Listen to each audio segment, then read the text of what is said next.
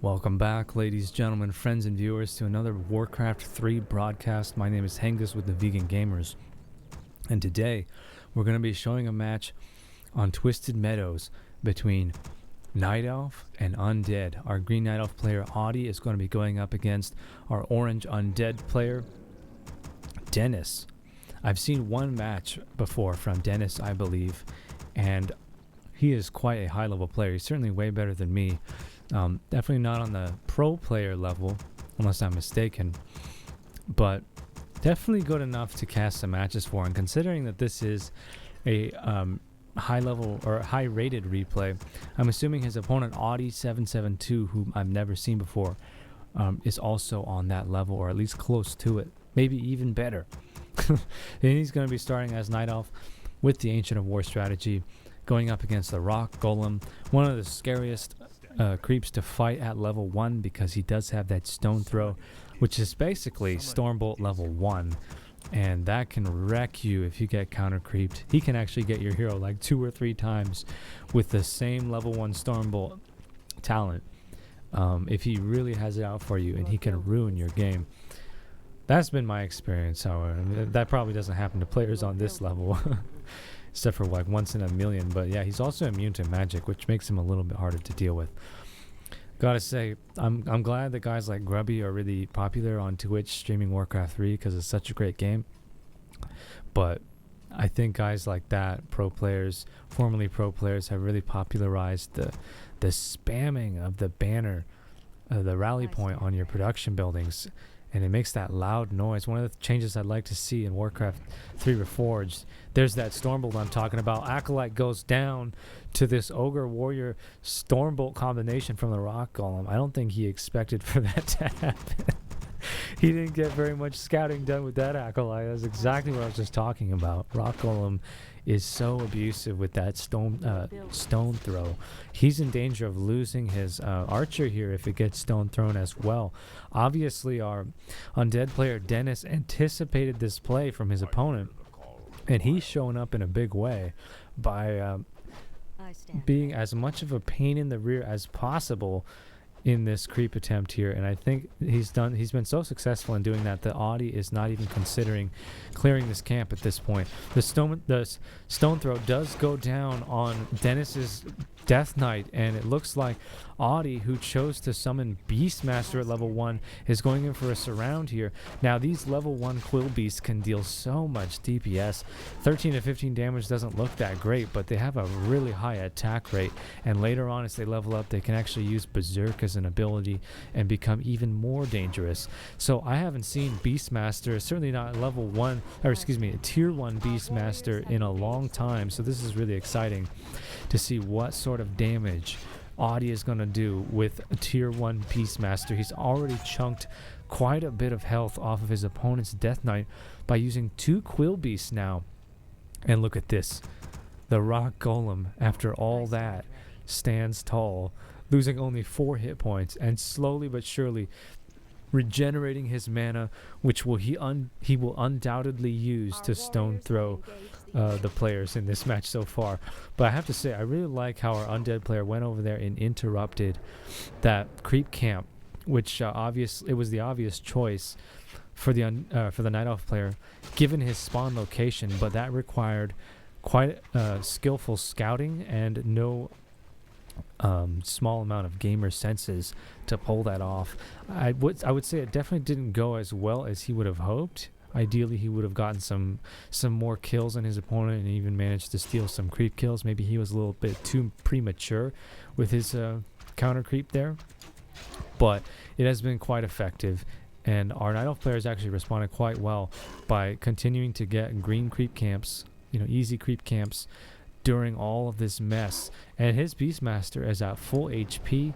He's still harassing the opposing Death Knight very effectively, using his Beastmaster's auto attack plus the Quill Beast.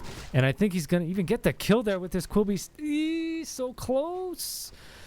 Oh my goodness, there's no Scroll of Town Portal on Dennis right now. I didn't even remember that he used that. Oh man, if only that Quill Beast was a little bit closer back there. But on the Blight, I think that Dennis is going to be able to kite this around and slowly regenerate. He did just take a pretty beastly auto attack there from the Beastmaster. Oh, the Quill Beast probably needs to land 3 more hits to get that kill, and I think that he's just barely going to get away there. Meanwhile, look at this multitasking ability from Audi. He's summoned a Berserker, and he's used that to tank this yellow creep camp and relied on all these archers to creep that whilst he's chasing the Death Knight to the ends of the earth and nearly killing it multiple times. So, very skillful play here from Audi. And I really like his Beastmaster first strategy. So I'm already liking Audi quite a bit here. And this is the first time I've seen him play. So quite a few ghouls here from Dennis. Definitely enough ghouls to get off multiple surrounds on his opponent. That's probably what he's going for. He just unlocked Unholy Aura level 1, which is going to allow his Death Knight way greater sustainability. And it's going to allow his ghouls to surround a lot more easily, as Unholy Aura does give bonus movement speed. So both players now back to their regular creep pathing after that intense early game, and they're pretty much neck and neck on experience right now. Night Elf player's a little bit ahead just because he's had a little bit better multitasking by being able to micro in his opponent's base whilst creeping at the same time with his units. And that's going to even the odds right there. The Tome of Experience, a very sought after tome for players regardless of their playstyle or race. Experience is an extremely valuable resource in this game. That is why every unit counts in Warcraft 3, and that is why it's so high skill. When you start reaching the level where you're starting to deny your friendly units, to deny experience to your opponent, that's when the Tome of Experience, you really begin to understand how valuable that drop is. So Dennis is taking this moment to replenish his Scroll of Town portal. We did see the Rune Bracers drop for him back there, which is a really powerful item depending on what you're up against. If you're facing down a lot of spell damage, like in the form of a Death Coil and Frost Nova combination, then Rune Bracers can be invaluable for you. But against a Beastmaster and archers, it's not going to do a whole lot because he's not going to see hardly any spell damage. Actually, he's going to see 0 spell damage coming into play unless you're counting the damage from a high level Hawk later on, which is technically magic. So that's he's going to be able to tank the Hawk a little bit better, but that is about it. So he might end up selling that unit, or he might hang on, or that item, or he might hang on to it for a little while to see if the Night Elf player decides to go for more spell damage later on in the game. I didn't actually see what got denied right there. It looks like it was an Ancient of Lore, so nothing too surprising for the Undead player. Definitely not going to be caught off guard by anything that the Night Elf player is up to right now. And we also see the tier 2 Undead hero. It's going to be the Lich. Transfers his Gloves of Haste over immediately to the Lich, as the Lich is quite a high DPS hero. And so it's not uncommon to see players use him like a ranged DPS or damage character. This is now level 2 Quill Beasts. So we are seeing Audi spec into Quill Beasts here instead of Bears or Hawks. And I can only assume that's because they are the highest DPS units at the Beastmaster's disposal. He can summon 3 different types of units, 4 if you count his Stampede. So he's definitely going for more damage here. He might actually get a Potom, a Priestess of the Moon at tier 2 to increase the damage of those Quill Beasts, which at level 3 Quill Beasts become extremely high damage units. As you just saw, level 2 Quill Beast already has the Berserk or Bloodlust ability, which increases their movement speed and attack speed. So he's got quite a few options for his following heroes here. I'm very interested to see what he chooses. Meanwhile, it looks like our Undead player is clearing out what would be kind of an expansion up for Contestion, because it's right between the 2 bases here. So really, if one of the players chooses to expand here, there's going to be quite a bit of fighting, I would expect, over that gold mine, because it's right in between the 2 bases. We saw the Periupt of Vitality. It's so hard to say that word, Periupt. I always remember seeing that item as a kid and being like, what the heck is this word? How do I pronounce this word, and what does it mean? I still don't really know what Periupt means. I think it's a form of jewelry. But yeah, Warcraft 3 teaching me English ever since 2002. So a little bit of harass there from the Undead player. It looks like at level 2, Audie decided to get that Thunderhawk just for scouting purposes, but he also deals considerable magic damage. I think this is a change, actually. I remember level 1 Hawk not being able to deal any damage until he got to at least level 2. Maybe it was level 3. But perhaps... Oh, maybe that is level 2 Hawk, or the Beastmaster has been changed. Considering he's level 4, I think that is level 2 Hawk, and he's just opted to skip the bear altogether, Misha, who is the tank in the group, obviously.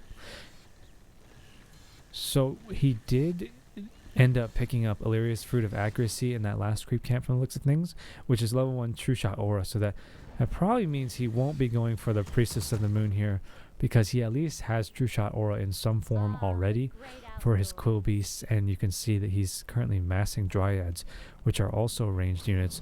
Where is the Undead army? Oh, they were just clearing out this creep camp over here. So he's currently got ghouls, fiends, and statues in play, and look at that. Frost worms are now going to be a factor. I would estimate in about 5 minutes we're going to see some frost worms come into play here. That appears to be Dennis's endgame unit composition. You're looking at it right here. Frost worms plus crypt fiends, very strong, and of course the 2 statues essential for topping off hero mana and doing healing army wide over time.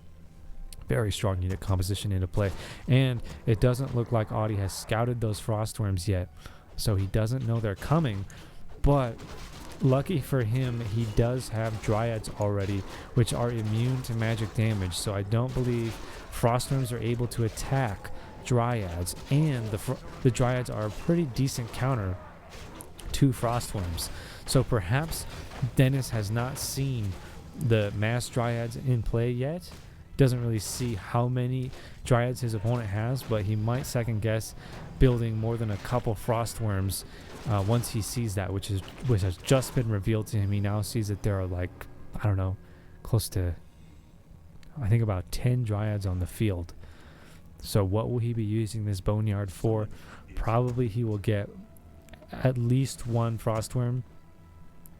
It's not uncommon for players to just use 1 Frostworm to get off that perma slow, which is extremely powerful. And look at this nice shade here, scouting his opponent's expansion. He now knows the timing on that. He sees that it's already been mined, so he's got to catch up either by attacking that expansion or just accept that he was behind and rely on his own expansion, which is pretty early for Undead players. Undead tends to be the race that people expand latest on, because they're able to operate on one base a lot more effectively than other races. And that was a very nice drop, the Ring of Regeneration, underrated item in my opinion. With Unholy Aura standing on Blight, Undead units can regenerate so freaking fast with that item. Those of you that don't know, I'm assuming there are a lot of new players out there still. When Undead units stand on Blight, which is this dark ground here, they have increased HP regeneration. It's actually a pretty significant value. And Unholy Aura also increases health regeneration rate, plus that Ring of Regeneration. So the Lich is going to be healing so quickly, even when he's not standing on Blight, but especially when he's standing on Blight. And from the looks of things here, it looks like Audie is going to be relying on solo Beastmaster. So this is not a common strategy, and I really like uncommon strategies. Maybe he's just experimenting with some Beastmaster changes, but definitely we're going to end up seeing Stampede in this match. And that's going to be exciting, because Stampede is one of those abilities that can very easily be shut down, but if he does manage to pull off a successful Stampede, it can be, I mean, more powerful than a Starfall. It can be so devastating. So I'm really excited to see if that actually plays out. And we also see Abominations here from our Undead player. Looks like he's holding off on Frostworms for the time being. I'm not surprised to see that. That looks to be level 3 Spirit Hawk. I wish it would just tell me in the spectator mode what level that hawk is, but as you can see, he's invisible whenever he's not attacking, and I believe that is a trait only of the level 3 hawk. So Beastmaster now got level 3 hawk, level 2 Quill Beasts, so much DPS he's able to summon almost instantly. And he's going to be attacking his opponent's expansion here with all these Dryads. I would have to hand it to the Night Elf player here. Mass Dryads is going to be able to pretty effectively deal with this Undead army, but he is dealing with the Nerubian Tower, which is not a lot of DPS to be concerned about. You also see the Hawk come into play there. Not really sure where it is. I just hear it. Oh, here it is. He's focusing down the Crypt Fiend there, and I believe he does deal a little bit of splash damage, not unlike a Chimera. A lot of Dryads are dropping here, but that is pretty par for the course as far as Dryads go. They are managing to focus down that Abomination. And check this out. Orb of Darkness dropped here for our Night Elf player on the Beastmaster. Pretty uncommon item you see get played here. But it's going to even add to the summon masses here for the Night Elf army. Every time this Beastmaster participates in a last hit on an enemy unit, there will be a skeletal minion that gets summoned into play. Oh no. Wow, that was super close. That was the first really spell nuke we've seen go down on the Beastmaster. This is a pretty risky strategy for Audi, and I really commend him for doing it because he doesn't have a legit response outside of that Potion of Lesser Invulnerability to deal with high-level Frost Nova and Death Hoil combinations, and that can so easily destroy his hero. And that is obviously the only hero he has. So whenever you're fighting a match or a battle in Warcraft 3 and you don't have a hero, this is a really undesirable situation to be in, because even if you end up winning that battle, you're not going to win the war, because that experience just got, it was submitted to the void. The experience goes to nobody, which means you're slowly going to be losing the match as your opponent gains experience. And when one of your heroes gets nuked down by the Night Elf spell combination, usually you have a secondary hero around to soak up that experience if you proceed to win that battle. But if you're playing solo hero against this hero combination, the stakes are super high, because if he loses that Beastmaster, I mean, that is such a serious blow to Audi. Like, it's a way more significant hero kill than usual if you're playing solo, obviously. He's betting it all on this Beastmaster, and I really like that. It's high stakes. He's almost level 6. All he needs is one Acolyte kill to get level 6 on his Beastmaster. And you know what? Apart from these destroyers, there are no really long-range units in the Undead army right now, so it's going to be difficult for him to focus down the Beastmaster while he's stampeding if the Beastmaster is out of range of the enemy Undead heroes. So we see the first, ooh, wow, double kill there with that Frost Nova. These Dryads need to go back home immediately. Really slowing the reaction time there from Audi. It looks like he's preoccupied with some other things at the moment. We see one Frostworm come into play here, and I would be surprised if Dennis got more than one Frostworm right now.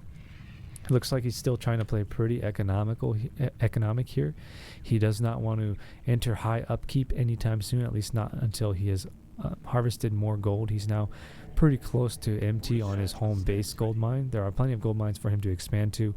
It looks like Audi snuck one up here. He even got that one by me, and he's going in for his second expansion right now, which is pretty sly. It's a big map. This map is designed for 4 players, so if you don't continually scout throughout the match, then your opponent can very easily get in hell expansions behind your back. So that appears to be what's happening here today. If this Hawk lands this ghoul kill, which he does, I think that's level 6 on our Beastmaster. Yes, it is. 2 kills from the Hawk. Look at how much damage. 3 kills from that Hawk. He's like a chim right there. Spirit Hawk has got to be stronger than a chim. He doesn't deal as much damage, but he's invisible, and he's faster, and he's so crafty. Oh, yeah. Looks like Audi went in there for a stampede. Managed to deal huge damage to his opponent's expansion, and I think he killed, looks like 3 Acolytes right there with that one stampede. I wish I got the beginning of that.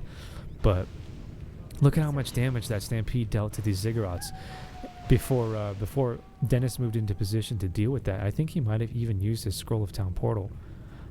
Maybe not. I was preoccupied looking at that Hawk Harass, which is super powerful. Level 3 Hawk, destroying his opponent's economy right there. So difficult to deal with that. Even if you dedicate units to deal with the Hawk can just stop attacking and go invisible. I mean, it's just such a powerful harass unit. Very strong strategy to get level 3 Hawk first, because it can just destroy his opponent's economy while these battles are going on. I think he will be using the Hawk in the main battle. This time, the Shade is present, so the Hawk is sighted. But look at all these Dryads. The Frostworm is not going to be very effective in this situation. There's just too many Dryads to deal with. He's going to have to rely on these A-bombs more so. Dennis has 4 A-bombs on the field, but look at that. Looks like 3 Hippogriffs now are focusing down the Frostworm in conjunction with that Chim-like Spirit Hawk damage. Plus, he's got +5 attack off that True Shot Aura level 5. I'd be interested to see now that the Beastmaster is level 6, if Audi doesn't go for a second hero. I mean, look at this. This is one of the scariest undead armies in the game right now. You've got Frostworms, Destroyers, A-Bombs, and Crypt Fiends.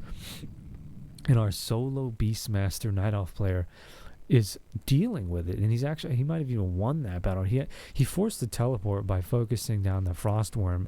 And that was just a sacrifice that Dennis was not willing to make right there. He did not want to lose that Frostworm. That's what prompted the Scroll of Town Portal. And yes, it does look like Audi summoned in the Pandaren Brewmaster as his tier 2 hero. I think he just killed one of his own Dryads right there to free up some supply. He accidentally entered high upkeep by summoning in that Brewmaster, so he definitely does not want to be paying those unnecessarily high taxes unless, certainly only for a short period of time. Usually you'll only want to be paying high upkeep taxes if you have a maxed out army and you're going straight into war. You definitely do not want to be sitting at high upkeep. And this Tree of Eternity, I think he's going to have to teleport to it because he can't afford to lose that tree. The Shade spotted that transit right away. Ooh, but the Frostworm's dealing so much damage to the tree. Thankfully, he rooted just in time. But there are 2 meat wagons. I think that Dennis might have teleported out a little too fast there. I'm not really sure why he did that. I think he just really doesn't want to give up any kills to the Beastmaster. He's afraid of level 3 Quill Beast and level 3 Hawk and Stampede. I would be too. I do not blame him for 1 second. But he definitely could have got the kill on that Tree of Eternity with his meat wagons. He had 2 meat wagons there. He could have just plugged away at the tree for a little while longer and then teleported out. And that would have really damaged Audi. He would not have been able to reach tier 3 anytime soon, which would keep him from, building tier 3 units or researching tier 3 upgrades. So Dennis, I think he's really been he's paranoid now because of these Spirit Hawks. He obviously got the Shade to deal with the Hawk. But Shade has value regardless of whether or not there's a Hawk in play. But this Hawk has been such an effective scout all game long. And now since it's level 3, it can deal so much magic damage. Like, watch him wreck these Acolytes. He'll be able to get probably 2 or 3 Acolyte kills there before he expires. And that's after he just scouted everything. Just look at that damage. Awesome damage from the Spirit Hawk. Underrated unit right there. And not surprisingly, Audi is taking this time to try to catch up on experience for his second hero, the Pandaren Brewmaster. He needs to get that hero leveled up as soon as possible. He's now sitting at level 2. He came into the battle late, so he's playing a bit of catch up here. And this is very nice Shade placement. He's got eyes on everything that's going on right now. And Dennis might decide to move in there and snipe that Tree of Eternity. Really high level, high stakes play here from Audi. Taking so many gambles with his Tree of Eternity. I think he's partially using it to bait his opponent into unfavorable situations. Oh, I thought that bear was going to get nuked down, but he actually took both of those spells and then was teleported back to base, so that's actually advantageous. The Pandaren goes down very quickly to that spell damage, but so does the Frostworm. So there goes a lot of the damage in the Undead army. And here comes the Stampede. Oh no, if this doesn't get interrupted, the Undead player is going to get totally obliterated by all these lizards. Even these A-bombs are taking massive damage from Stampede. That is how you do it. Look at the Crypt Fiends just getting exploded right there. He's about to get so many multi-kills here. Oh no. Of all the times to stay in the battle, sitting there and tanking a Stampede, that is the worst case scenario for Dennis. He does end up losing that Beastmaster. But look at all these losses. That would explain why Dennis decided to tank that Stampede, because he did have the Animate Dead ability, which I didn't notice at Death Knight reaching level 6. But yeah, if he lost all those units, he can immediately summon them back with Animate Dead, and then that just basically guarantees that he's going to win that battle. So pretty much the entire Night Elf army was eradicated right there, and he will be losing this Tree of Eternity as well. I think I made the mistake that Audi would have... I would have also made the mistake that Audi just made right there. You get so excited when you get nice positioning on a Stampede. He went like 30 seconds without getting focused, it seemed. It's kind of hard to tell in a battle like that. But yeah, that was a very nice Stampede. Unfortunately, I think he might have stayed in the battle a little too long, and he ended up taking massive losses. So now he's got to defend this expansion where he's got his most important production units right now. Well, at least some of his most important production buildings. These 2 Ancients of Wind will probably go down. Not before summoning a Hippogriff, though. 2 Hippogriffs. And how is Audi going to deal with this? The Pandaren Brewmaster is super vulnerable to massive spell damage right now. He did get a Staff of Silence, which is going to be super useful in buying just a little bit of time for his Panda to stay alive, or prevent those spells at an integral moment from destroying his Beastmaster, for example. So relying primarily on the summons, I would say, from the Beastmaster, Audi has managed to force back his opponent, who does not have any more Frostworms. I think he desummoned his Boneyard because he just realized that Frostworms are not going to work against his opponent's unit composition, and I certainly don't disagree with that decision. Boneyard is a pretty valuable building, and he got quite a few resources back from that. But Dennis has certainly got to think about getting another expansion. That's one thing that Audi has done a lot better in this game, is he's managed to keep up 3 gold mines. Which is, yeah, obviously he mined out his home gold mine already, but he was mining out of 3 for some time there, and he's currently mining out of 2 mines. So although his base is pretty disorganized, his production buildings are all over the place, it actually plays to his advantage as long as he can make sense of that in his own mind. Audi is able to just continue collecting gold and producing units from all over the map, which makes it a lot more difficult for his opponent to actually kill his infrastructure, because his base is scattered all over the place. And look at this, he's going for another gold mine right there.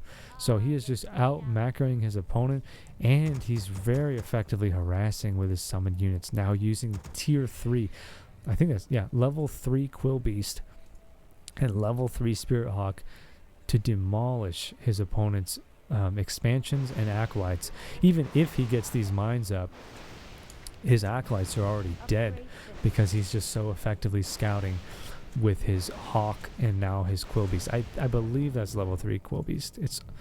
Blizzard has got to change the replayer. They could do it in Warcraft 3 Classic before Reforged comes out, but certainly by Reforged, they need to show like what level Quillbeast that is. I mean, they have different names for each tier, but I mean, come on, how many players are actually going to memorize the names of the summoned units right there? So it looks like, oh, nice. Looks like our Night Elf player managed to get a couple kills there. I think he gave up only 1 Dryad and managed to take out an Abomination by forcing that Scroll of Town Portal. I definitely feel like Dennis has been a little too antsy to use his Scrolls of Town Portal, especially considering his economy is so weak and those are so costly. But he has played safely pretty much all match long, and he's made some very intelligent decisions. The one time he decided to stay in a battle was against that Stampede, which on the surface looked very unwise, but he actually ended up killing the entire enemy army and utilizing his Animate Dead to the max. So Dennis is certainly one of those unpredictable players. You never know when he's going to commit to a fight, and he's not afraid to use those scrolls if he doesn't like his position or he doesn't like his odds. He's currently on 2 mines right now, so he's definitely in this game for the long term. Both players are. This is turning out to be a pretty long match. We're already at about 30 minutes in, and there's no end in sight. There's just so many gold mines for these players to utilize. And I think that this is pretty much the final unit composition from Dennis. He's just producing more A-bombs, very heavy on crit fiends, and a couple destroyers. It appears that he's abandoned his frostworm strategy, and I think it's going to be quite difficult to deal with this unit composition. The biggest problem for Dennis right now is just the level of harass we're seeing from that Beastmaster. That's probably the Beastmaster's greatest strength. Oh, I missed this again. He moves in for another stampede on the enemy expansion, and that was a pretty quick response. He's got to use his own town portal. I think he got 3 Acolyte kills and was not able to channel long enough to kill that gold mine or deal as much damage as he did the first time he tried that strategy. But that necropolis is falling very low on HP, so it's pretty easy to snipe at this point.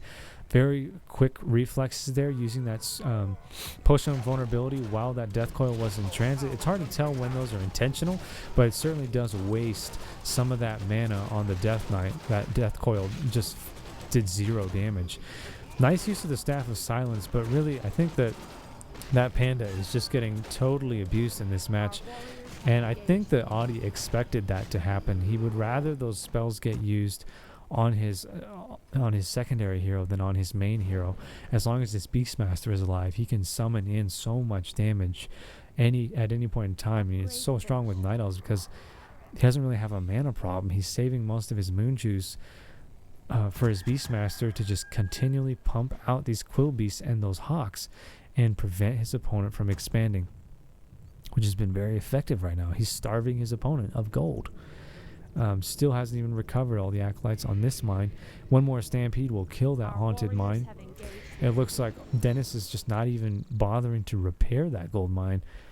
He probably should, considering that they're slowly getting eaten away by summons. But he really needs that income at this point in time, which means he's spending the time his Acolytes have before they get killed by Hawks, harvesting gold instead of doing repairs, and that might come back to bite him. I think that we'll see these haunted gold mines get slowly killed by summons and stampedes if they don't get repaired. Look at this. This is just so difficult to deal with.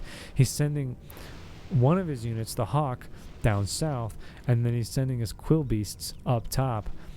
Oh, here comes the bear now. Level 1 bear plus Quill Beast, moving in here to kill more Acolytes, prevent more gold from being harvested. Just so much economic damage being done from the safety of home. I mean, all he's doing is sitting at base, summoning these units, drinking well juice, and dealing huge economic damage. It's such a powerful strategy. I really like this solo Beastmaster. He soloed Beastmaster until he got to level 6, and then he brought in his secondary hero, which actually has come back to bite him pretty hard because the Pandaren just can't tank that spell damage. He's been feeding quite a bit of experience with the panda. He might not even summon the panda back. I would not be surprised. Oh, he is summoning the panda. It's just now coming into play. But the trade-off is that we saw really early level 3 Hawk. And that, I mean, he was killing lumber gatherers, he was killing Acolytes all over the map. He's still killing lumber gatherers. Level 3 Hawk has not diminished in his total value.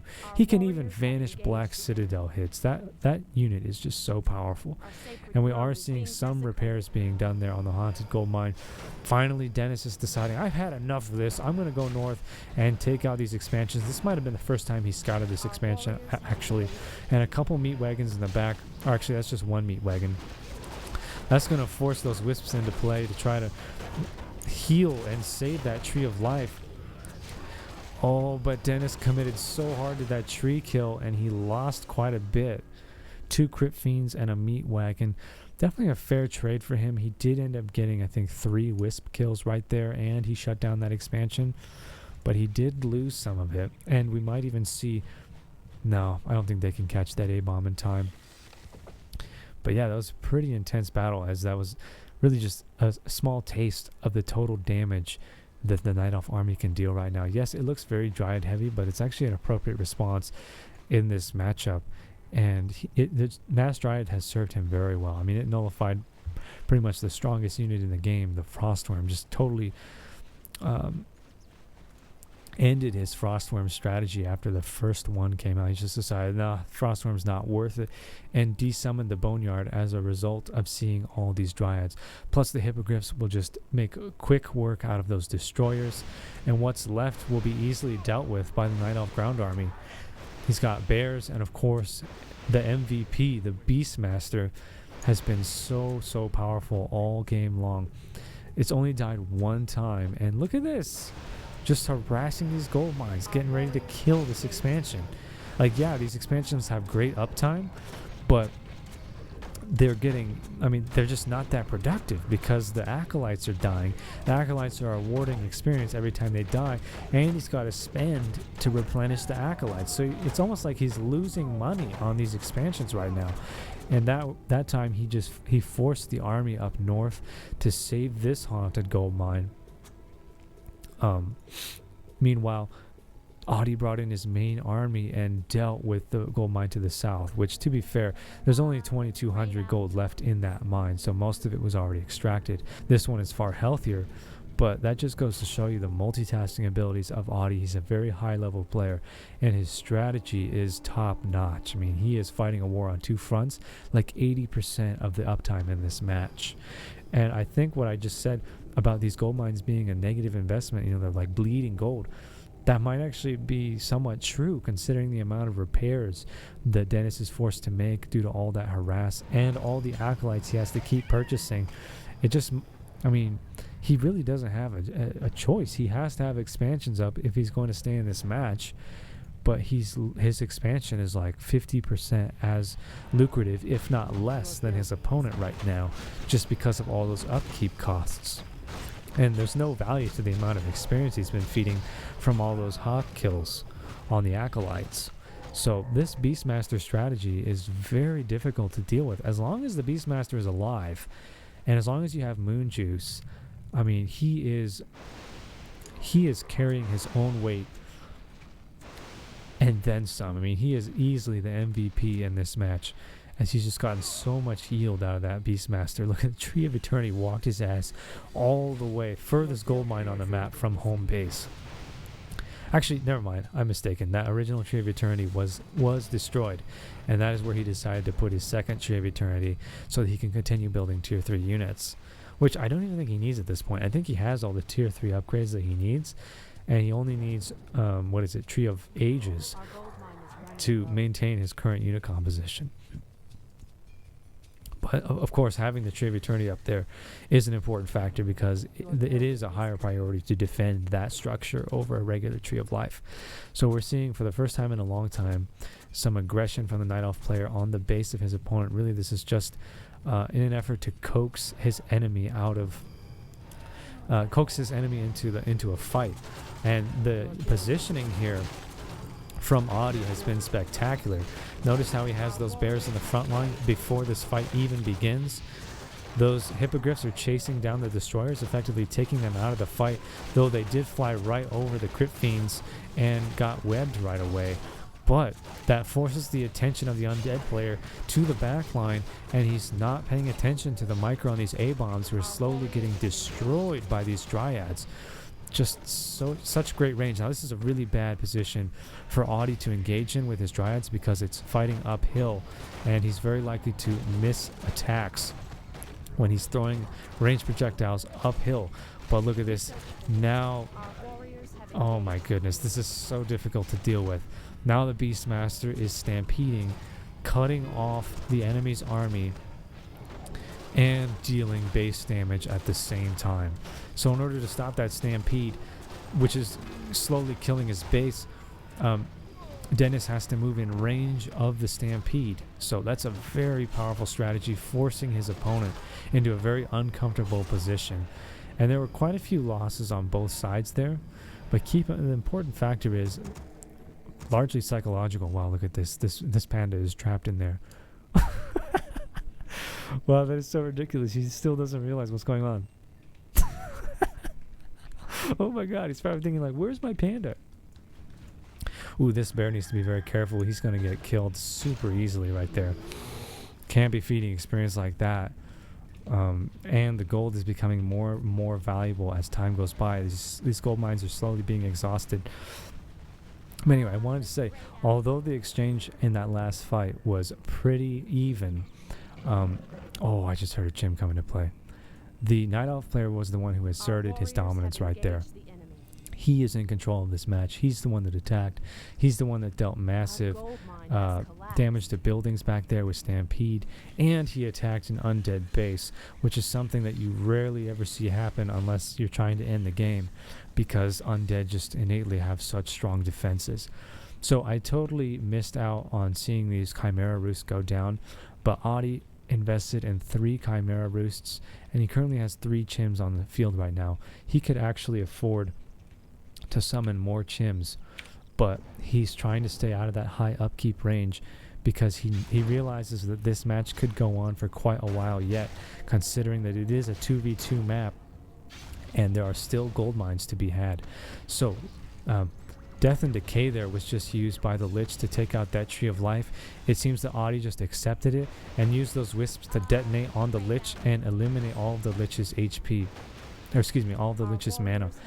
And at this point in time, Audi has yet to reveal his Chim strategy. So I think that given the absence of a shade, I think that Dennis is going to be caught totally off guard by those Chims. Did he ever see the roosts? No, he never saw the roosts. So Audi's positioning all match has been very, very good. Very high level positioning. And that's really the only way he's going to lose those Chims, I think, with his unit composition, is if he flies his Chims over the Crypt Fiends, or the Crypt Fiends somehow intercept the Chims while they're separated from the army. And with Audi's play, I see that very unlikely, which means that the Chims now at +3 attack are basically the highest damage unit in the game. I mentioned that the Frostworm is the strongest unit in the game. That's because they have more HP and they have a slow. The Chims, however, deal higher damage, and they can deal siege damage, which Frostworms cannot do. So Audi, with this unit composition now, can take out gold mines. I mean, watch how fast this haunted gold mine dies. He's probably going to take out that haunted gold mine and then teleport back. Oh, actually, he has not researched the acid yet, which is what he needs to nuke this gold mine down. Dennis just deciding there's no way I'm going to save this expansion, so I'm just going to desummon those buildings and cover my losses there. And he's also seen the Chims, so we'll have to wait and see how Dennis reacts to that. It looks like he's content with just focusing down what remains of Audi's original main base. But as we know, Audi, actually, his map presence has been cut down quite a bit. So he's now down to pretty much 1 base over here. And where's his Tree of Eternity? He does not even have a tree. So Audi is locked in with this unit composition right now. He doesn't even have a Tree of Life. So if he loses these units, that's going to be pretty much GG for him, unless he's able to rebuild his base, which right now he can't do. He doesn't have any income. Oh, the tree. I knew the tree was never killed. Okay, I'm confused. There was at least 1 Tree of Eternity killed in this match, but it does appear that Audi still has 1 more tree, and he just walked it all the way over here from somewhere and is now entangling that mine. He needs to be very careful he doesn't lose that tree, because he can't afford to build another one presently. So this is pretty high tension right here. The Night Elf player is playing quite aggressive, and he's getting very aggressive with those Chims. He just walked those Chims in range of web, which could very well cause them to die. They're such big investments. 1 Chim goes down there. I think there's only 1 nope. Yeah, there's 1 Chim remaining, which means 2 have been slain, or perhaps one of them was teleported back to the Tree of Eternity with the Staff of Preservation. I did not see, but I'm surprised to see Audi playing so aggressively with those Chims. I mean, he's just fed them, basically. They did deal a considerable amount of damage, but with better positioning, he could have definitely gotten more bang for his buck out of those Chims.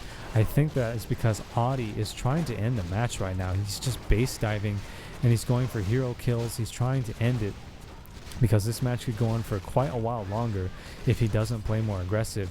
And I gotta commend him for being the player that actually makes the decision to base dive here, because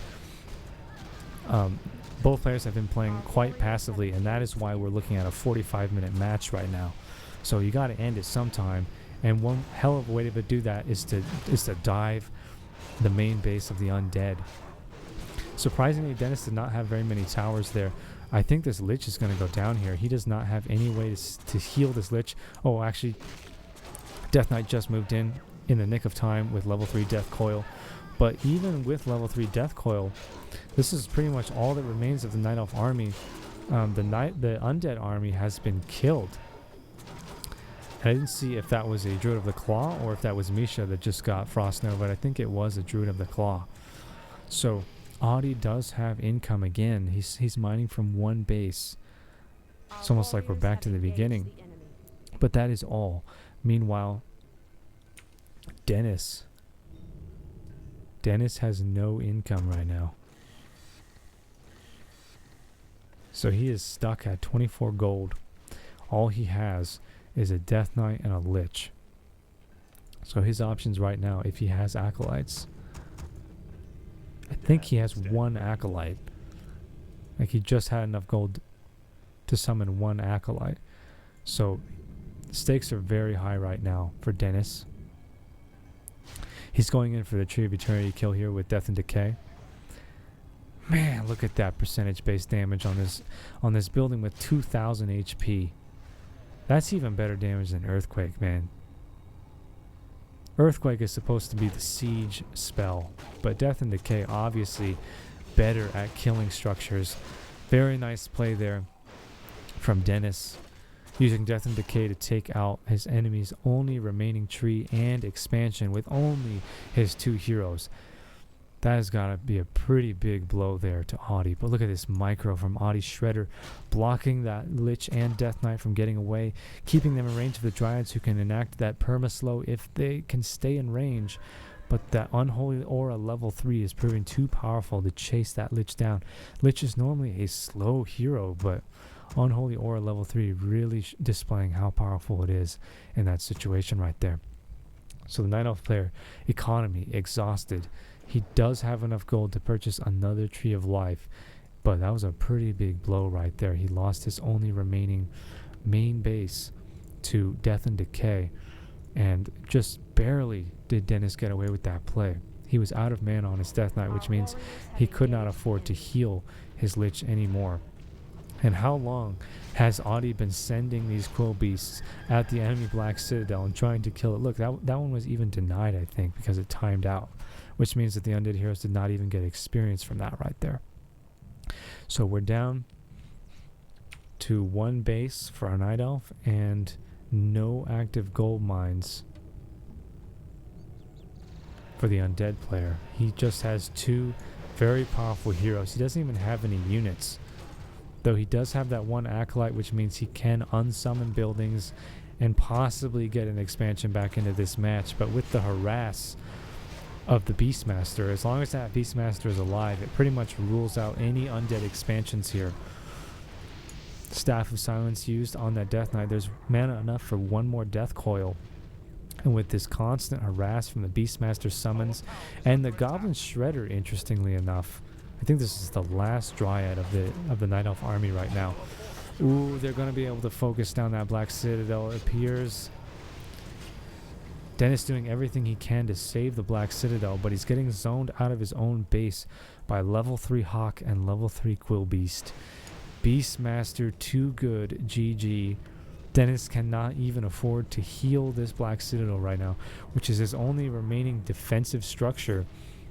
And it's his last remaining main base, and it will die to these Quill Beasts now or very shortly from now. Having to use his mana, his precious mana at this stage in the game with nothing left. Oh, he's actually very wisely dark ritualing the Skeletal Warriors, but how many rods of necromancy can he afford? He only has 2 charges left on that. That precious mana is being used to try to keep the Black Citadel alive as long as possible. It does die right before summoning 1 last Acolyte. I think that Audi killed the other Acolyte with his Hawk. So this is the very last Acolyte here. This has been such a terrifying existence for Acolytes in this now 50-minute match, because they have not been able to survive the wrath of these level 3 Hawks all match long. And I've never seen Harass this powerful coming from one hero. Obviously, I have not seen enough high-level Beastmaster matches, but my oh my, is Beastmaster first or solo Beastmaster a really strong strategy. And look, Dennis is forced to keep this one last Acolyte with his main forces at all times so that he can pocket heal the Acolyte and make sure that it stays alive, because it's his only option to actually generate gold again by unsummoning these buildings back home. He can't even afford to leave that Acolyte by himself. And I think he's going to go in for another Death and Decay right now on the one remaining expansion of Audi.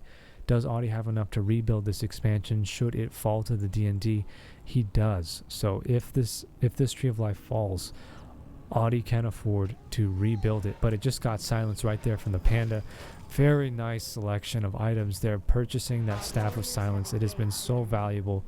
And he definitely purchased that in anticipation of that Death and Decay, which can be so powerful, especially when the game, when both players are exhausted on resources and it's just basically just heroes versus heroes. That looks like level 2 Bear now coming into play. Oh no. Going all in. Loses his Beastmaster.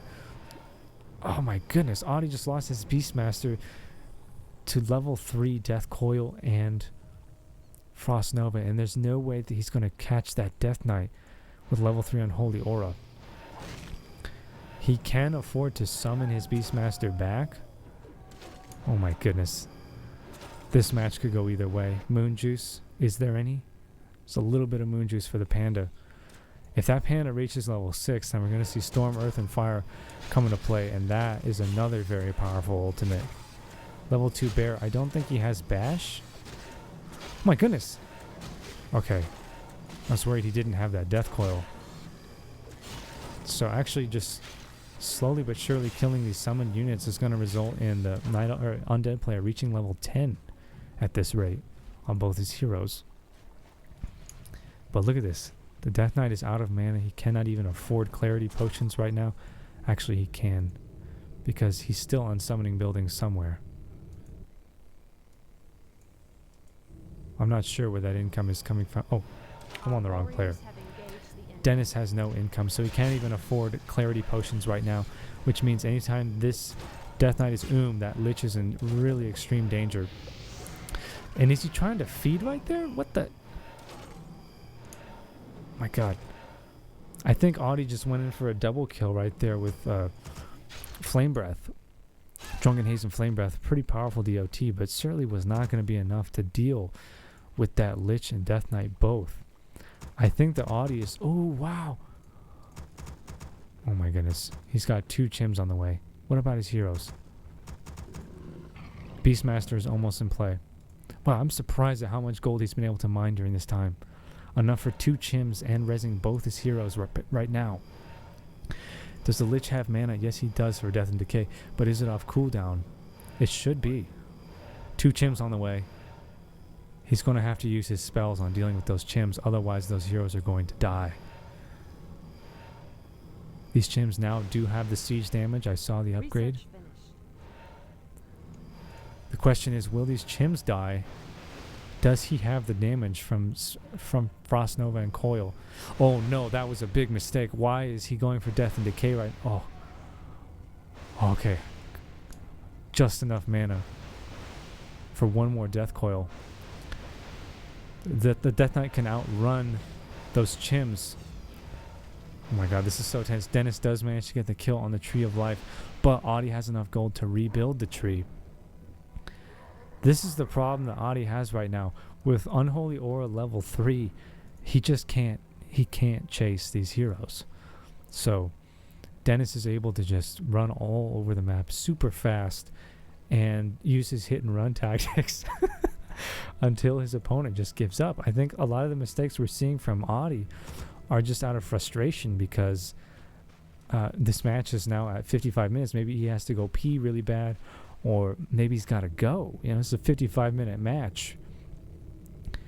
And the Undead player is just utilizing what he has to the best of his ability, and it's super effective, Pokemon style. Alright, so the Chims, what can they even do here? I think the only thing left to do is kill the heroes. Beastmaster is in play. We're still waiting on the Panda. She's still rezzing. Spirit Hawk, plus 2 Chims. No more Chims on the way. Are we rebuilding the tree? Yes, reconstructing the Tree of Life right down there. He's wisely keeping it out of the predictable spot so that he doesn't accidentally lose it. And look at the range on that siege damage. Here comes the Stampede. He's going to have to spend all his mana trying to kill this Beastmaster. Why are the Chims not focusing the heroes? The Chims are instead focusing buildings. Does he have a scroll? He does have a Staff of Teleport and a scroll.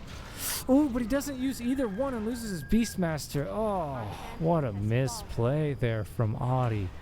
That could very well have lost him the match right there. He could have just used the Scroll of Town Portal and got out of that situation. In fact, he could have focused the Death Knight with his Chims and probably killed him. Some big mistakes are being made here. I do believe that Dennis does not have... He has 0 acolytes in play, and he can't build any more acolytes. So, one option that Audi has is he going to get out of there. No, he doesn't get a... Oh my goodness. Oh my goodness. Our town is under attack. He lost, and he left without saying GG. Oh, Audi, the throws, man. You had the advantage. He was trying to end the game by killing all of his opponent's structures, which would have instantly ended the game, instead of going after his really powerful undead heroes. In an alternate universe, he focused down the Death Knight and won the match. Or he just simply used Scroll of Town Portal on his Beastmaster and slowly whittled away his opponent's structures. Oh man, that was such a good match. Thumbs this video up, guys. If you made it to the end of the video, you saw how epic that was. Give it a thumb. Even share it if you would be so kind. And stay tuned for the next video. Peace out.